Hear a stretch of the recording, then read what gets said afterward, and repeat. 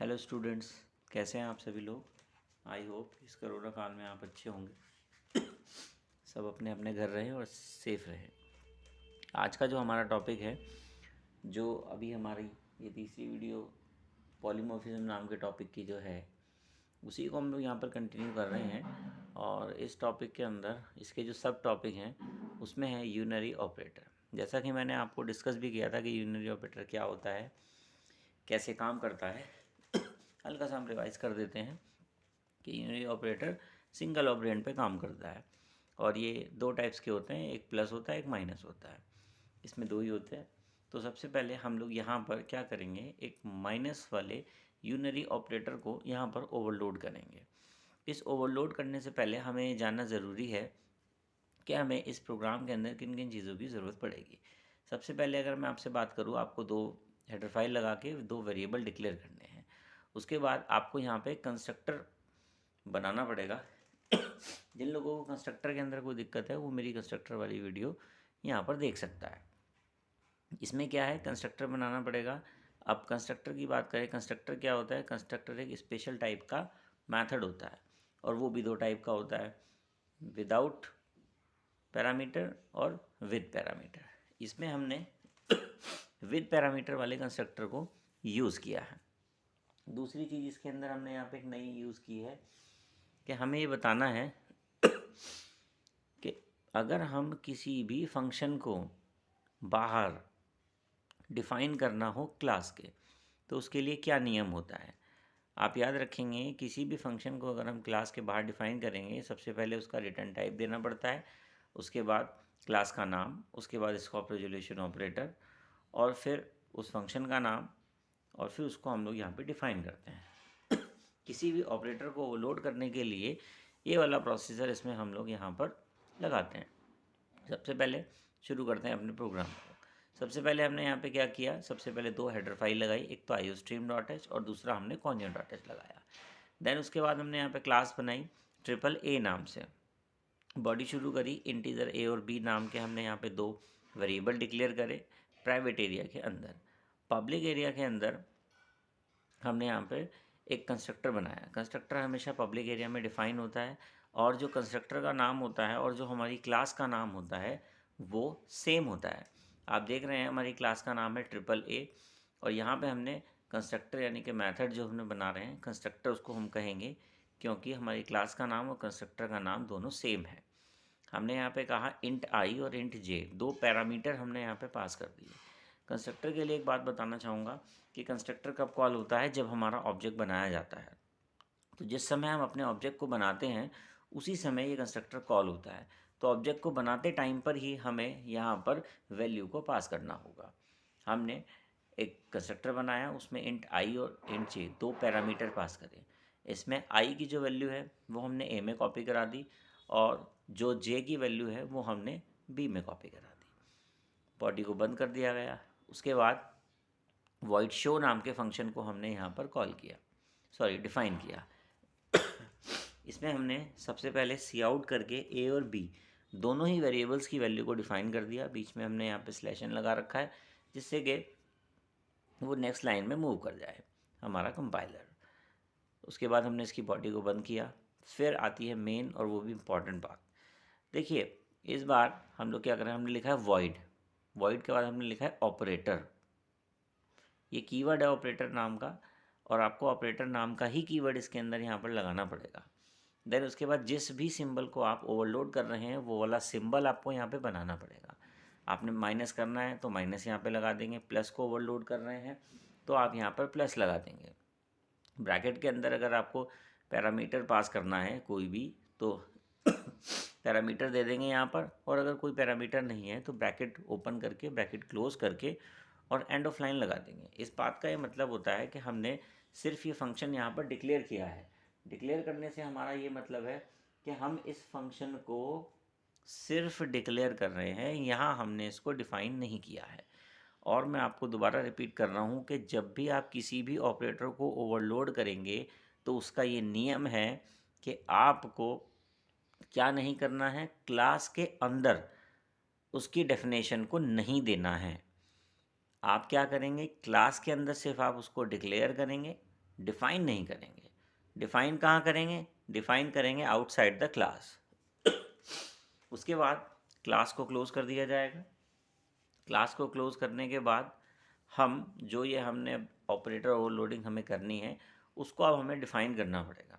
तो अभी अभी मैंने आपको बताया था कि भाई किसी भी फंक्शन को डिफ़ाइन करने के लिए बाहर क्लास के कुछ नियम फॉलो करने पड़ते हैं, कुछ रूल्स फॉलो करने पड़ते हैं। अगर हम इसकी बात करें तो सबसे पहले जिस फंक्शन को आप डिफ़ाइन कर रहे हैं उसका रिटर्न टाइप क्या है। तो आपने देखा कि इसका रिटर्न टाइप है वॉइड। तो सबसे पहले हमने क्या लगा दिया? वॉइड लगा दिया। वॉइड के बाद अब हमने ये बताना होता है कि ये किस क्लास का है। तो आपको पता है कि हमारी क्लास का क्या नाम है? ट्रिपल ए है हमारी क्लास का नाम। तो हमने क्या लिखा? वॉइड, उसके बाद क्या लिखा? क्लास का नाम। क्लास का नाम है ट्रिपल ए, तो हमने यहाँ पे अपनी ट्रिपल ए लिख दिया। उसके बाद हमें यहाँ पे एक स्पेशल सिंबल लगाना पड़ेगा, स्कोप रिजोल्यूशन ऑपरेटर।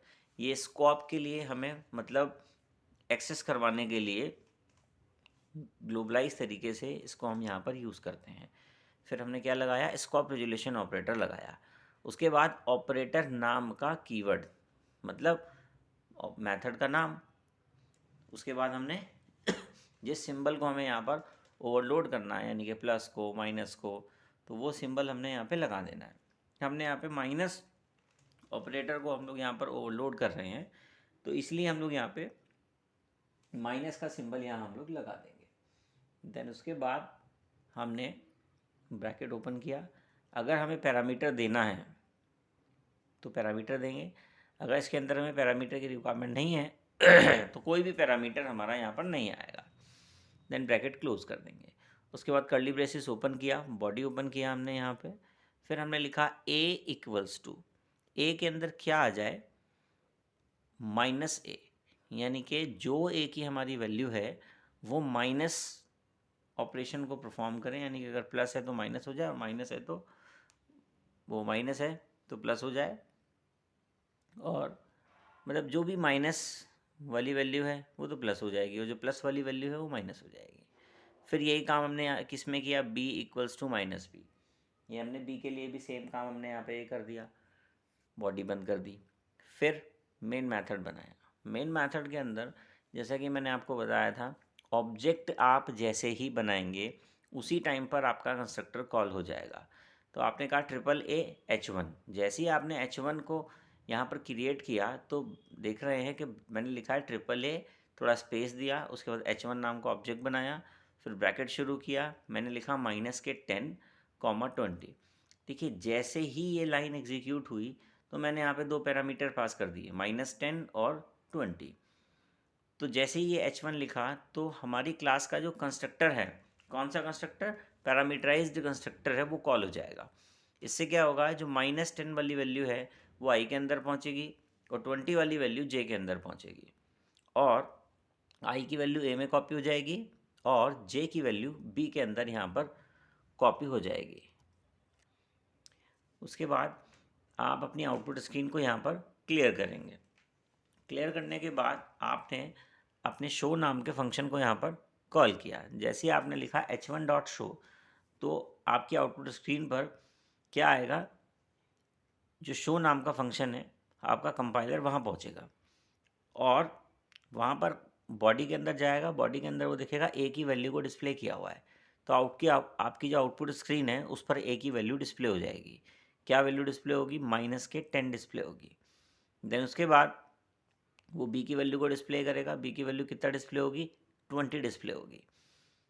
इसमें जो -10 और 20 डिस्प्ले हुआ है वो इस वजह से हुआ है कि हमारा जो कंस्ट्रक्टर था उसने जो वैल्यू पास करी थी उस वैल्यू को पास करने के बाद ए और बी की वैल्यू -10 और 20 हो गई है, तो वो वहाँ पर उसको डिस्प्ले करा देगा।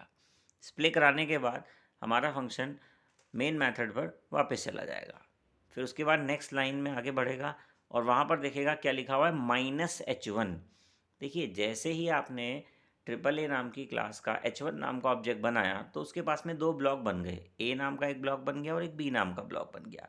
ए नाम के ब्लॉक में -10 चला गया, बी नाम के ब्लॉक में 20 चला गया।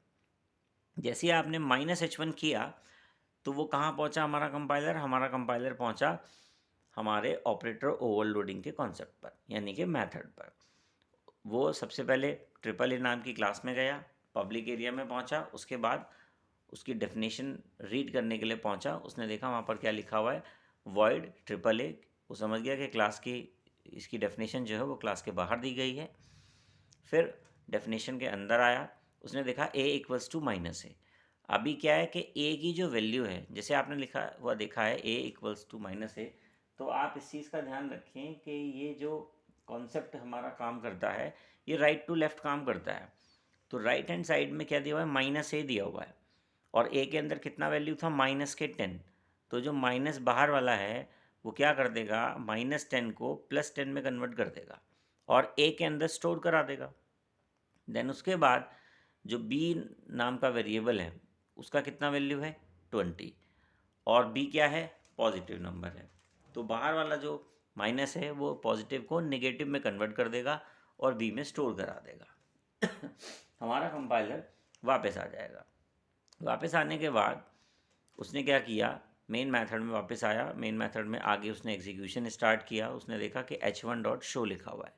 वो फिर से क्लास के अंदर पब्लिक एरिया में शो नाम के फंक्शन की ओर गया। उसने वहाँ पे फिर से क्या किया, ए नाम के वेरिएबल की वैल्यू को डिस्प्ले कराया। अब ए नाम के वेरिएबल की वैल्यू क्या हो गई है, 10, और फिर बी की वैल्यू को डिस्प्ले कराया। बी की वैल्यू वहाँ पर क्या हो गई है, -20, और हमारा कंपाइलर वापस कहाँ पहुँच गया, मेन मेथड में आ गया। फिर नेक्स्ट लाइन को एग्जीक्यूट किया। उसने देखा वहाँ पर गेट ch है, आपके आउटपुट स्क्रीन को होल्ड करवाया, सिंगल कैरेक्टर को रीड किया। देन उसके बाद आपका प्रोग्राम कंप्लीट हो गया। आप आउटपुट की तरफ नज़र डालते हैं, आउटपुट स्क्रीन पर आप देखेंगे a इक्वल्स टू -10 आएगा, फिर b इज इक्वल टू 20। ये ऑपरेटर ओवरलोड करने से पहले की वैल्यू है। फिर आया a is equal to 10, b equals to -20।